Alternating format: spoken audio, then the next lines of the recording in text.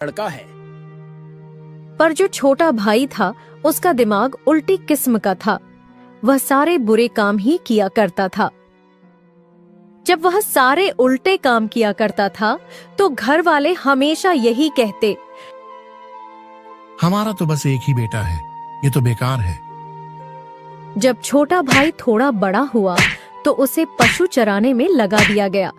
वहां पर भी वह सारे बुरे काम किया करता, पशुओं की दुर्दशा किया करता।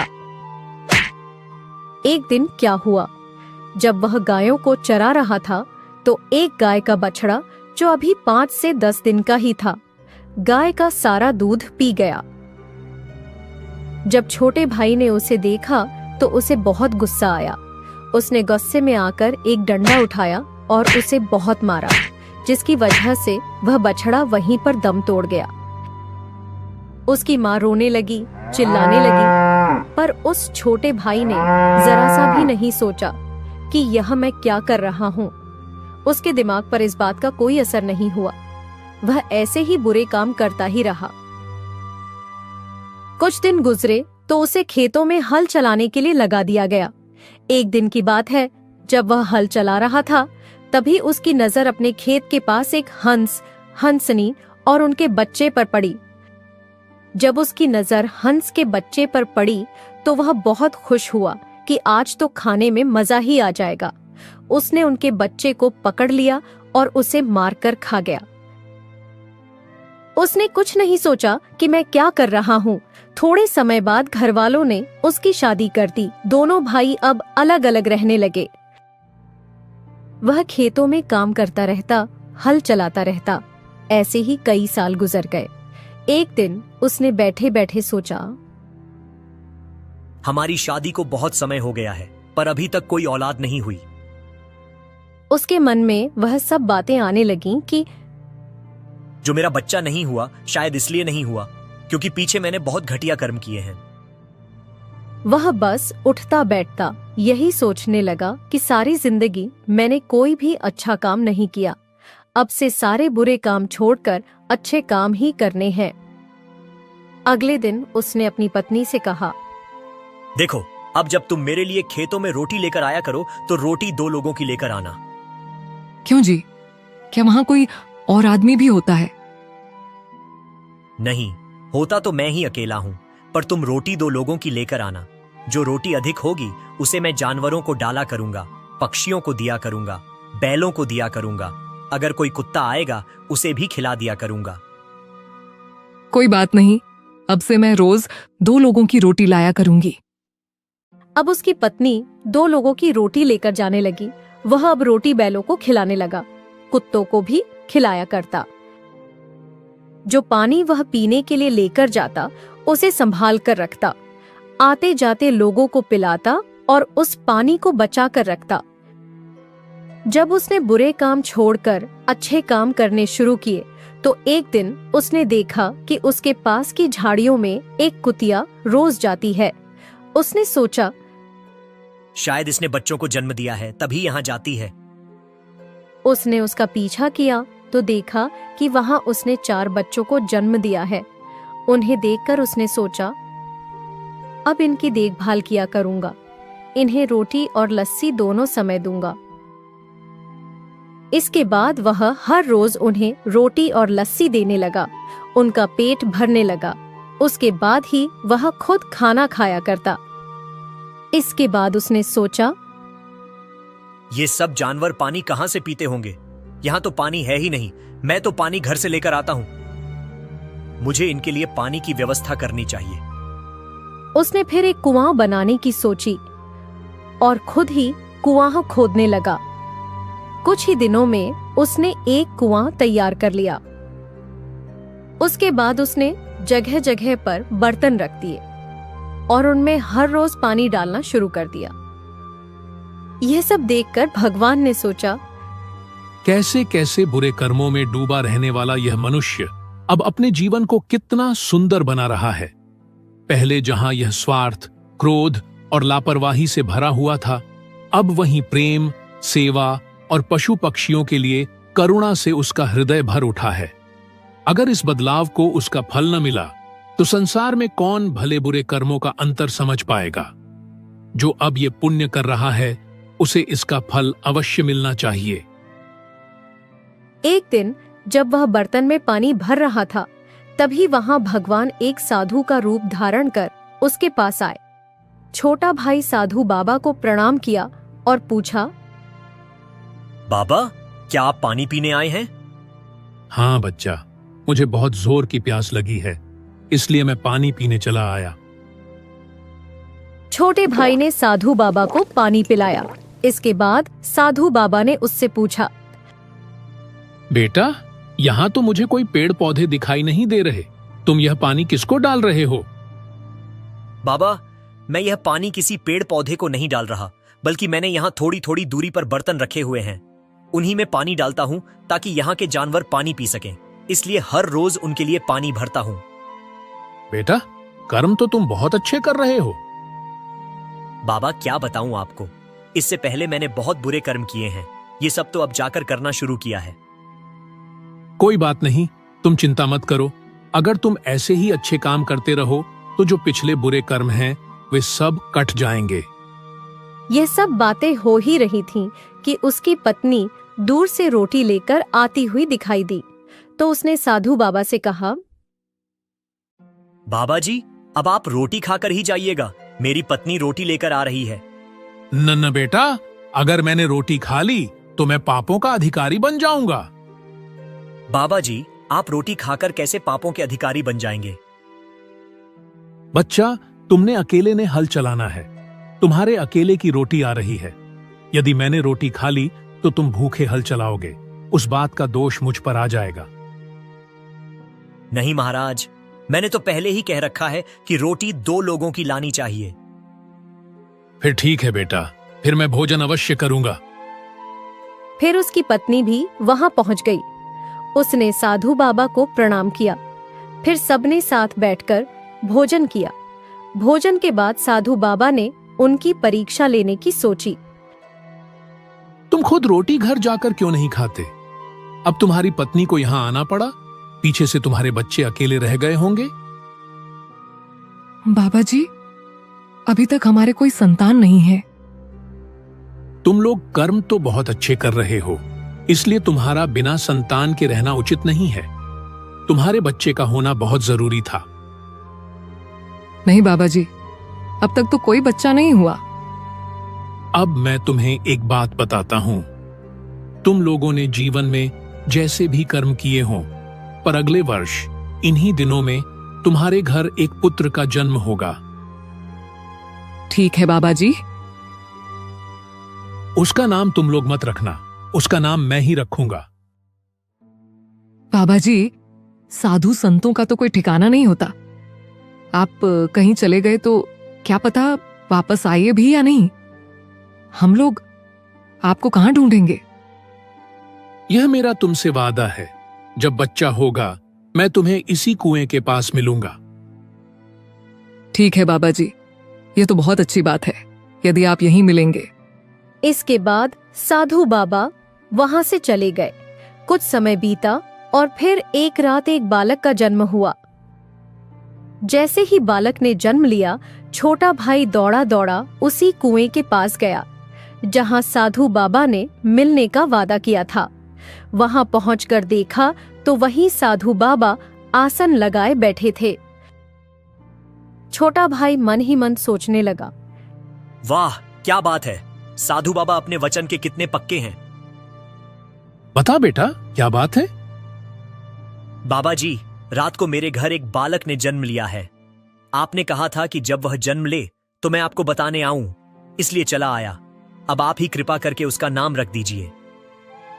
नाम तो रखेंगे, लेकिन उससे पहले एक बात बताओ, जो मैं कहूंगा क्या वह बात मानोगे? जी बाबा, जरूर मानूंगा। घबरा तो नहीं रहे? नहीं नहीं बाबा जी, मैं नहीं घबरा रहा। जो मैं कहूंगा वह करोगे? जी बाबा जी, मैं करूंगा। ठीक है, तो सुनो।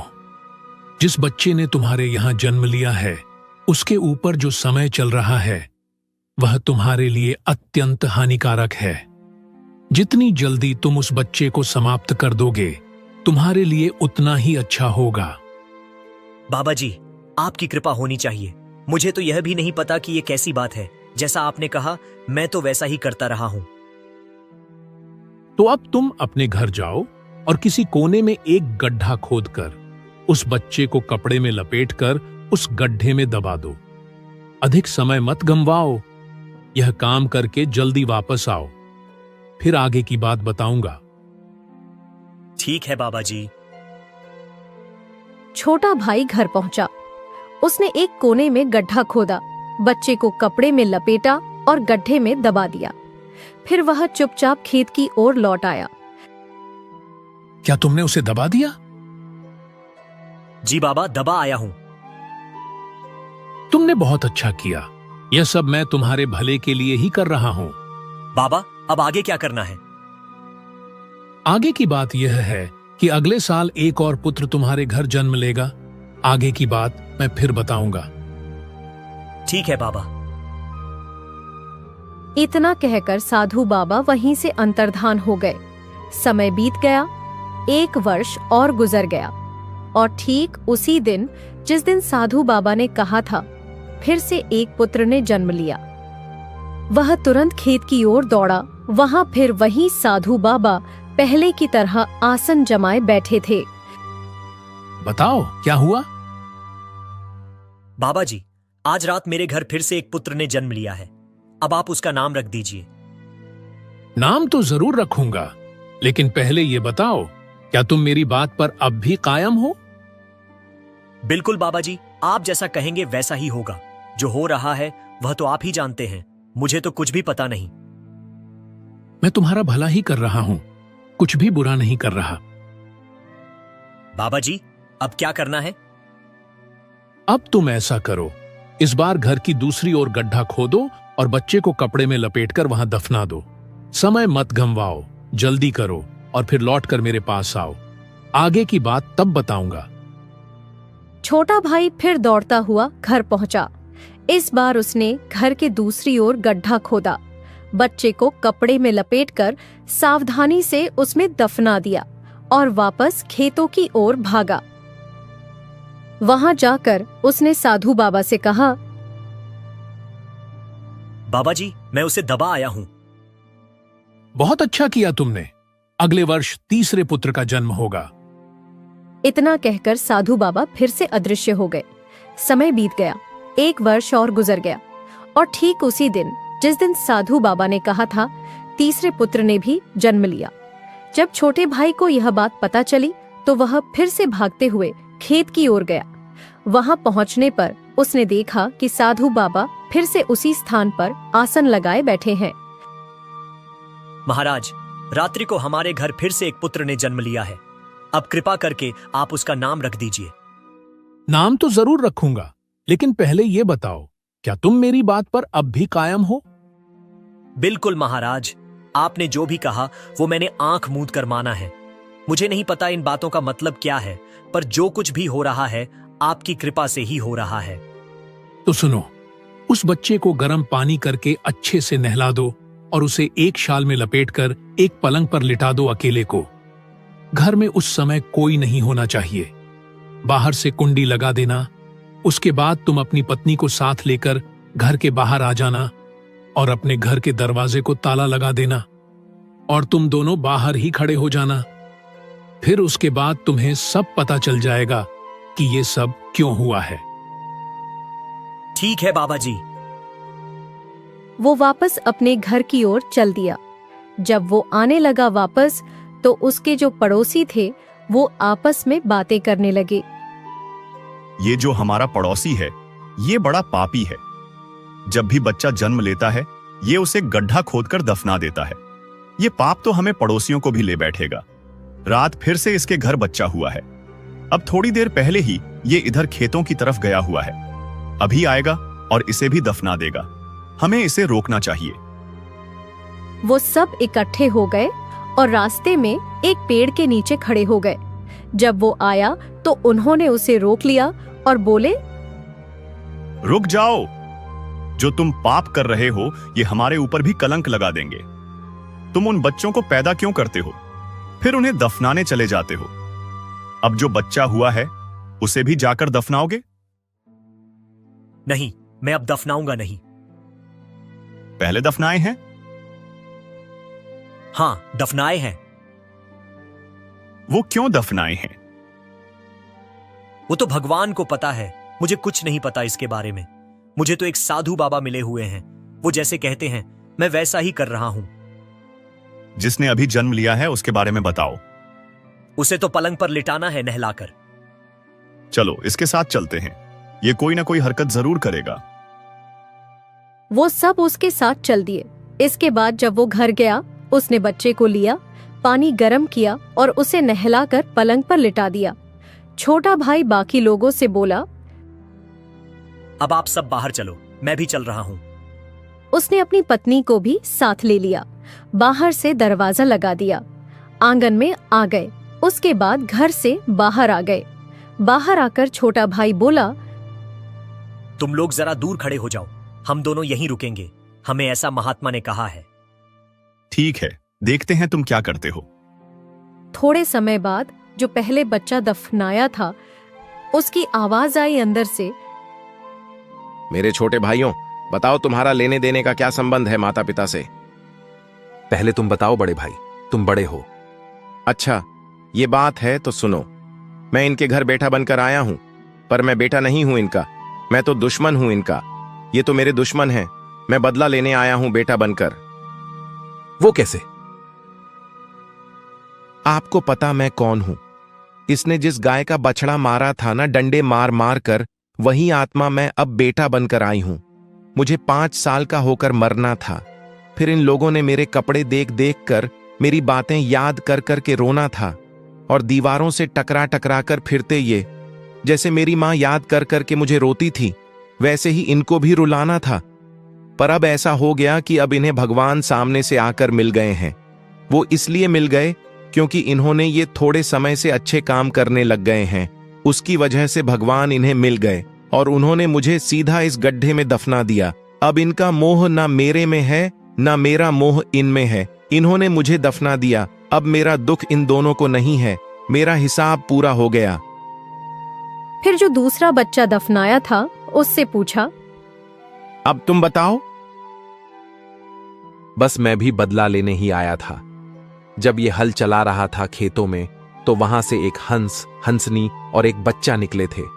मैं पीछे था। इस पापी ने मुझे मार कर खा लिया। मेरे माता पिता रोते रोते मर गए। मैंने कौन सा इसका कुछ बुरा किया था? इसने मेरी हत्या की, मुझे मारा, मेरे माता पिता से अलग किया। वही आत्मा अब मैं बेटा बनकर इस घर में आई थी, बदला लेने के लिए। जब मैं 18 साल का हो जाता, फिर इन्होंने मेरी शादी करने का सोचना था। फिर कुछ समय बाद मेरी शादी हो जानी थी। फिर मेरी मौत हो जाती। फिर इन पापियों ने दीवारों से टकराना था। जैसे मेरी मां तड़पी थी, वैसे ही इन पापियों ने तड़पना था। पर अब पता क्या हो गया? अब इन्हें भगवान मिल गया और उन्होंने इसे सीधे रास्ते डाल दिए। मुझे जन्म लेते ही इन्होंने गड्ढे में दफना दिया। मेरा इनको अब कोई दुख नहीं। मेरा मोह इनमें नहीं और इनका मोह मुझ में नहीं था। अब मैं वो बदला नहीं ले रहा। वो सब नष्ट हो गया, क्योंकि अब ये अच्छे कर्म करने लग गया। मेरा हिसाब पूरा हो गया। फिर तीसरे बेटे को, जिसे पलंग पर लिटाया था, उससे पूछा, तुम बताओ तुम्हारा क्या लेना देना है? कोई किसी की बेटी नहीं, कोई किसी का बेटा नहीं। ये सब तो पिछले जन्म के देने लेने के संबंध है। आया मैं भी बेटा बनकर हूं, पर बदला लेने के लिए नहीं, बल्कि इनकी पालना करने के लिए। वो कैसे? जब मैं पिछले जन्म में एक कुत्तियाजी जून में था, तब मैंने इसके खेतों में बच्चों को जन्म दिया था। मेरे 4 बच्चे थे। ये मां रोटी लेकर जाती थी, लस्सी लेकर जाती थी। ये मुझे रोटी देता था, लस्सी पिलाता था। इसने मुझे पाला जब तक मेरे बच्चे बड़े नहीं हो गए। अब मेरी 101 साल की उम्र है। मैं इनको आगे ले जाने के लिए आया हूं। अब मैंने इनकी पालना करनी है। जो मेरे पीछे मेरे 4 बच्चे थे, देना लेना हिसाब उनका भी है। वो पोते पोतियों के रूप में इस घर में आएंगे। वो फिर इनकी सेवा करेंगे। बात यह है कि अगर ये पापी वैसे ही काम करते रहते, अच्छे कर्म न करने लगते तो पता क्या होना था? बड़े भाई, तुमने 5 साल का होकर मरना था। दूसरे भाई ने 18 साल का होकर मरना था। फिर मैंने यहां लड़की के जन्म में आना था। फिर इन्होंने घर बेचकर मेरी शादी करनी थी। यहां मेरी शादी हो जाती, फिर मैंने इन्हें वहां लेकर जाना था। वहां फिर इन्होंने झगड़ा करना था और मेरे पति ने इनको धक्के देकर घर से बाहर निकाल देना था। फिर इन पापियों ने गलियों में घूम घूम कर मांगना था और ऐसे ही मर जाना था। पर अब मैं इनको पालने के लिए आ गया हूं, वो इसलिए क्योंकि जो अब अच्छा कर्म किया है इन्होंने। यह सुनकर बाहर खड़े माता पिता फूट फूट कर रोने लगे। हे प्रभु, हम तो अज्ञान थे। हमसे अनजाने में जो भी पाप हुए उनके लिए क्षमा करना। जो भी कष्ट हमने अपने कर्मों से पाए वो भी हमने स्वीकार किए। अब तूने हमें सच्चाई का ज्ञान दिया। हमारे बच्चों के रूप में जन्मी आत्माओं ने हमें आईना दिखा दिया। यह कहानी हमें यह सिखाती है कि जीवन में किए गए हर अच्छे बुरे कर्म का फल अवश्य मिलता है, चाहे वह इस जन्म में हो या पिछले जन्मों में। छोटे भाई ने अपने बुरे कर्मों का पश्चाताप किया और साधु बाबा के मार्गदर्शन में अच्छे कर्मों की राह चुनी, जिससे उसका भाग्य बदल गया। पहले जन्मे 2 पुत्र दरअसल पिछले जन्मों में हुए पापों और अधर्म के प्रतीक थे, जो बदला लेने के लिए जन्मे थे। लेकिन छोटे भाई के नेक कार्यों ने उनके क्रोध और प्रतिशोध को शांत कर दिया। तीसरा पुत्र पुण्य का फल था, जो सेवा और स्नेह का प्रतीक बनकर आया। इस कहानी से यह संदेश मिलता है कि अगर मनुष्य सच्चे हृदय से सुधार की राह अपनाता है तो उसका अतीत भी क्षमा किया जा सकता है और उसका भविष्य संवर सकता है।